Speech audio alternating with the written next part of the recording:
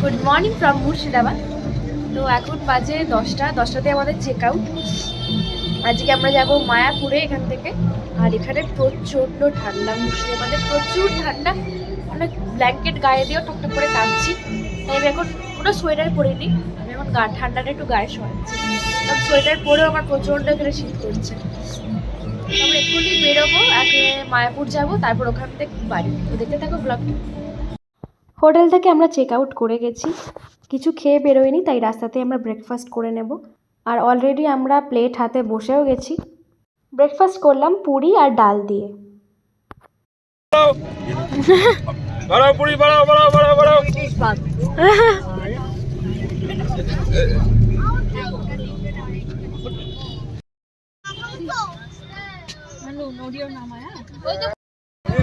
বল বল আবার বল।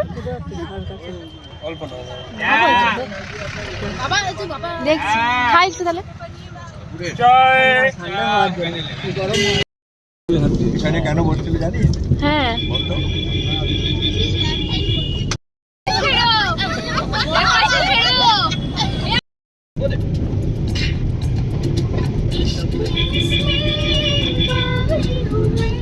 দূরের ওই বিল্ডিংটা দেখো, ঠিক যেন ডিজনিল্যান্ড।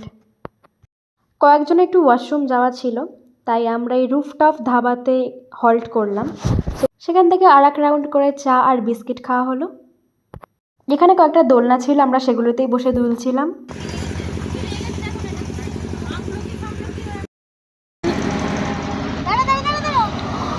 আমার লেগুলো খুব সুন্দর তো এখানে।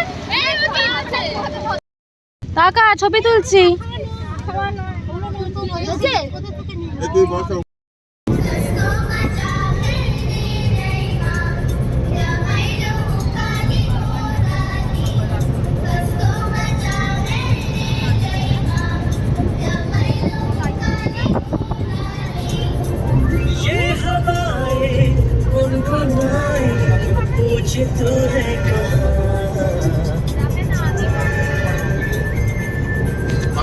না দাও তো একটু।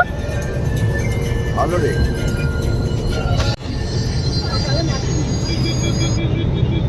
গান শুনতে শুনতে হাসি মজা করতে করতে আমরা ফাইনালি পৌঁছে গেছি মায়াপুরে। হরে কৃষ্ণ হরে কৃষ্ণ। হ্যাঁ তিলক কাটবো, হরে কৃষ্ণ তিলক। একটু দেখি। হ্যাঁ লিপস্টিক পরিনি, না না এটাই ভালো লাগছে।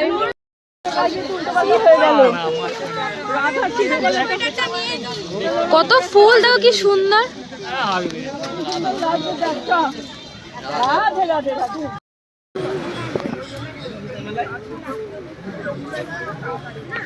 এখনো কাজ বাকি বল।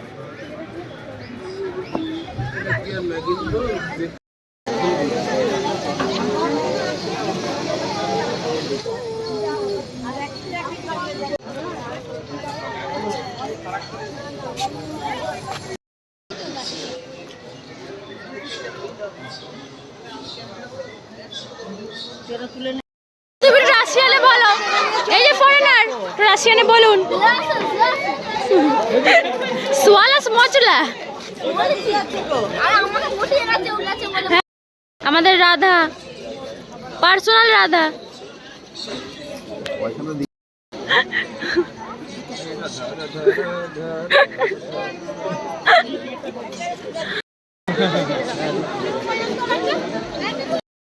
বোনাস হয়ে যাবে রে, ফুল আনতে হবে। আমরা কয়েকজন মিলে তারপর যাচ্ছিলাম গোশালাতে। যদিও হেঁটেই যাওয়া যায়, তা আমরা টোটো করেই যাচ্ছিলাম, কারণ আমাদের আর হাঁটার মতো এনার্জি ছিল না। বাবা বিচ্ছিরি গন্ধ হচ্ছে সত্যি। গোশালা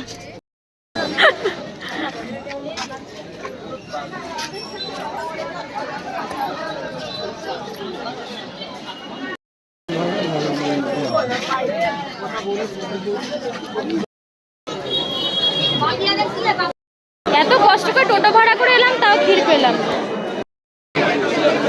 কপালটাই আমাদের খারাপ আজকে মনে হচ্ছে। দইও নেই, ক্ষীরও নেই, কিচ্ছু নেই। গোশালার মধ্যেই কয়েকটা দোকান ছিল, সেখানে ধূপ বিক্রি হচ্ছিল, বিভিন্ন ধরনের আতর, পারফিউম। আমার দাদারা সেখান থেকে 2-3 প্যাকেট ধূপ আর একটা পারফিউম কিনেছিল। এই রথ মাখামাখি।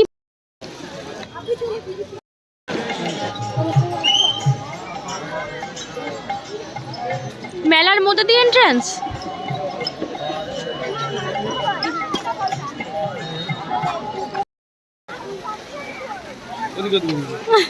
একবার এদিক পাঠায় একবার ওদিক পাঠায় রে। খিচুড়ি শেষ হয়ে গেছে, আমাদের কপাল পুড়ে গেছে, আমাদের কপালটাই খারাপ আজকে। গোশালাতে গেলাম, ক্ষীর শেষ, দই শেষ, এখানে ভোগ নিতে গেলাম, খিচুড়ি শেষ। দাদা ভাই বললো দেখ খিচুড়ি লাইলে তো দেখ শেষ হয়ে যাবে। তারপরে আমরা চলে এসেছিলাম কৃষ্ণনগরের মাদারসাটে। এমন টাইমে ঢুকেছিলাম, সেই টাইমটা না লাঞ্চ না স্ন্যাক্স না ডিনার কিছুই করা যায় না, তো মাঝামাঝি টাইমে ঢুকেছিলাম। আমি ভেবেছিলাম মাদারসাটের এই পার্টটা আমি শর্টসেই আপলোড করব, তাই শর্টসের ফরম্যাটেই বেশিরভাগ ভিডিও বানিয়েছি। লং ভ্লগের ফরম্যাটে খুব কম কয়েকটা ভিডিও ক্লিপসই আমি নিয়েছি। এক্সট্রিমলি সরি ফর দ্যাট, তোমরা প্লিজ একটু ম্যানেজ করে নিও। এই রেস্টুরেন্টটার স্পেশালিটি তোমাদের সাথে একটু শেয়ার করি। এইখানে আগে সব স্টাফই ফিমেল ছিল, তাই জন্যই নামটা মাদারসাট, বাট খুবই ভিড় হয় তাই জন্য আই গেস কয়েকটা মেল স্টাফও এখন ইনক্লুড করেছে। আর এখানকার মেন অ্যাট্রাকশন হলো রোবটের মাধ্যমে খাবার আসা। কাউন্টার থেকে ওরা রোবট দিয়ে খাবার সার্ভ করাটা পুরো অপারেট করছে। আর রোবটগুলো যে টেবিলে যে অর্ডার আছে সেই অর্ডারটা নিয়ে এসে দাঁড়িয়ে থাকছে।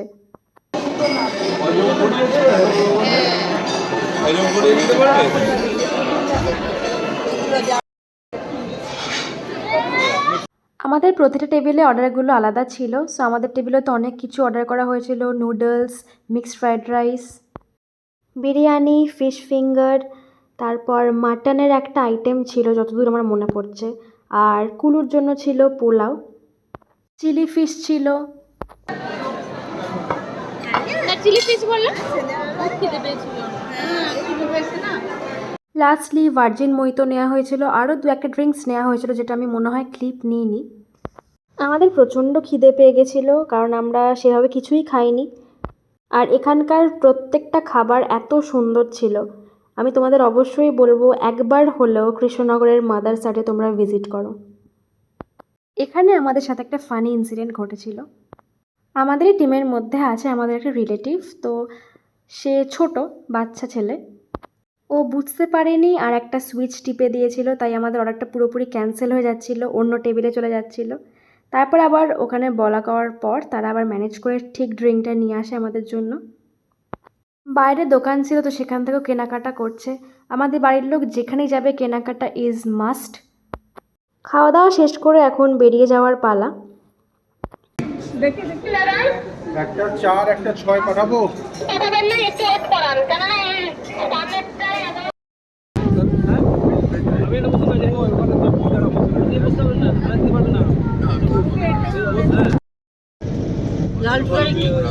লাল টুটারি কিছু খাওয়া হলো।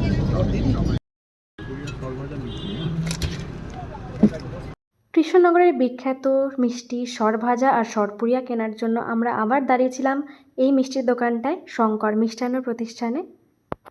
এই মিষ্টির দোকানটার সামনে দেখো কত গাঁদা ফুল ফুটে রয়েছে, আর এই জায়গাটা দেখতে ভীষণ সুন্দর লাগছিল। তারপর আমরা কয়েকজন নেমেছিলাম এই দোকানটায়, সবাই নামেনি, আর আমরা কিনে নিলাম সরভাজা আর সরপুরিয়া। অনেকে ছিলাম তাই অনেকগুলো প্যাকেটই কেনা হয়েছে। আর কোথাও দাঁড়ানো নয়, এবার স্ট্রেট বাড়ি যাওয়ার পালা। সবাই এমনিতেই ভীষণ tired. And this is my school. একটা আলাদাই নস্টালজিয়া কাজ করে যখন স্কুলের সামনে দিয়ে যাই। তো তোমাদের একবার দেখিয়ে দিলাম আমার স্কুলটা। প্রচুর কুয়াশা, কিছু দেখা যাচ্ছে না।